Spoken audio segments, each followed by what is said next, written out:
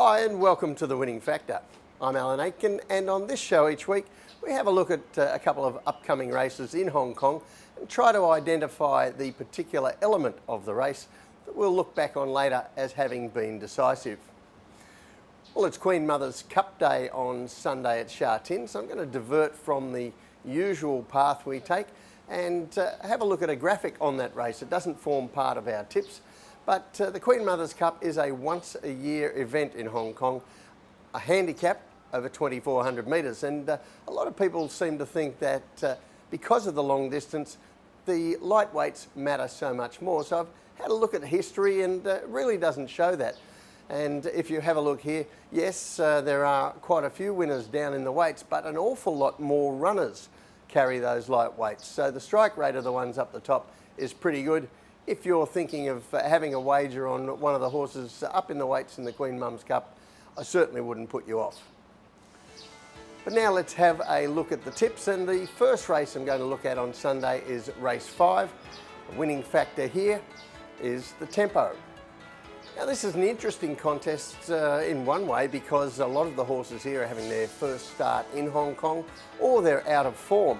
And so I've come down on 3 in particular as horses I'm interested in here. One is Triumphant Horse from the Jimmy Ting yard.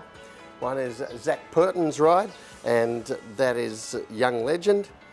And the lightweight, Beauty Day, having his second run for Benno Yung. Now the reason I'm most interested in these horses is that this is a peculiar looking race map. If we have a look at that now, On Pace is going to be king here.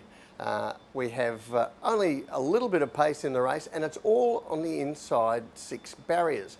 Outside of that, they don't look to have a lot of pace for the most part, and that means that the inside 6 horses are going to dictate to some extent what happens in this event.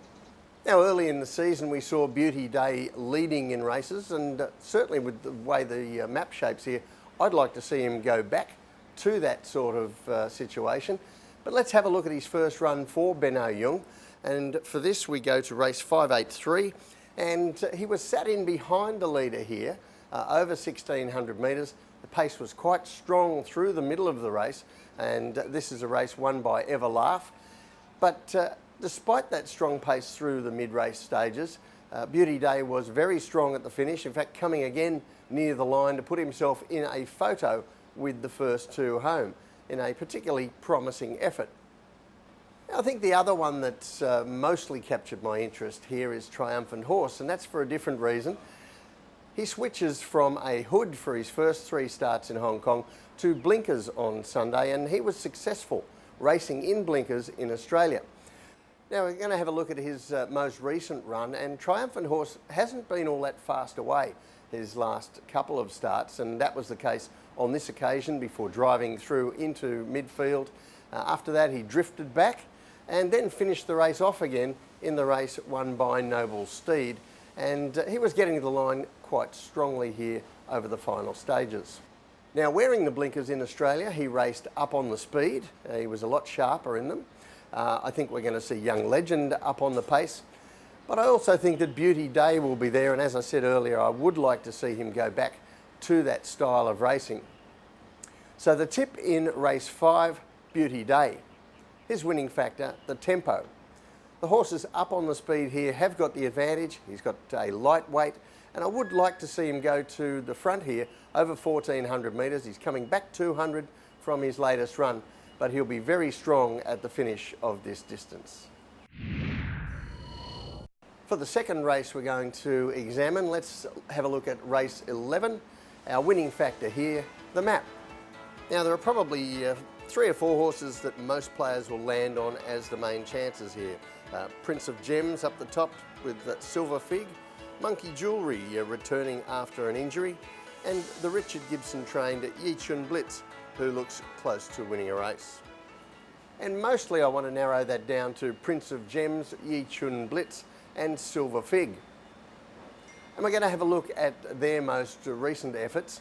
First of all, we go to race 561. First of all, in race 561, and I would advise you to look away if you backed Silver Fig on this occasion. He's the grey horse in the black and green colours, and he has no luck at all down the straight getting a run through. He's held up very badly, not beaten far at the finish, and I think most people considered him to have been unlucky not to take out this race. A week later, we see Yishun Blitz here in pale yellowish sort of colours. He sits back 3 wide with cover, finishes off well, and he is running in the placings here for the 3rd time in as many starts. He's racing very well, but he does have that issue where he gets back in the field. And finally, let's go back to March, and we're going to look at Prince of Gems here. Now, he's up on the pace. He's only a length off the lead most of this race, and it was a very strong, very fast run tempo in this race. And over the final stages, Prince of Gems, he's got clear, but he gets run over by the eventual winner, Flying Lover.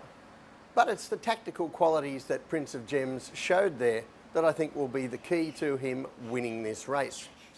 If we take a look at the map, he's the one who's going to be up on the speed in a race where the tempo certainly doesn't look as fast as it was for that last run. And his major opposition, we've already highlighted, Silver Fig, Yishun Blitz, Monkey Jewellery, they're all going to give Prince of Gems a big start.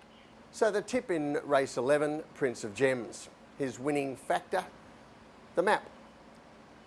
Having that ability to sit up on the pace really didn't work for him in a fast run event last time, but it's going to be gold here, and I think it'll be decisive for Prince of Gems. Well, that's it from the winning factor for this week.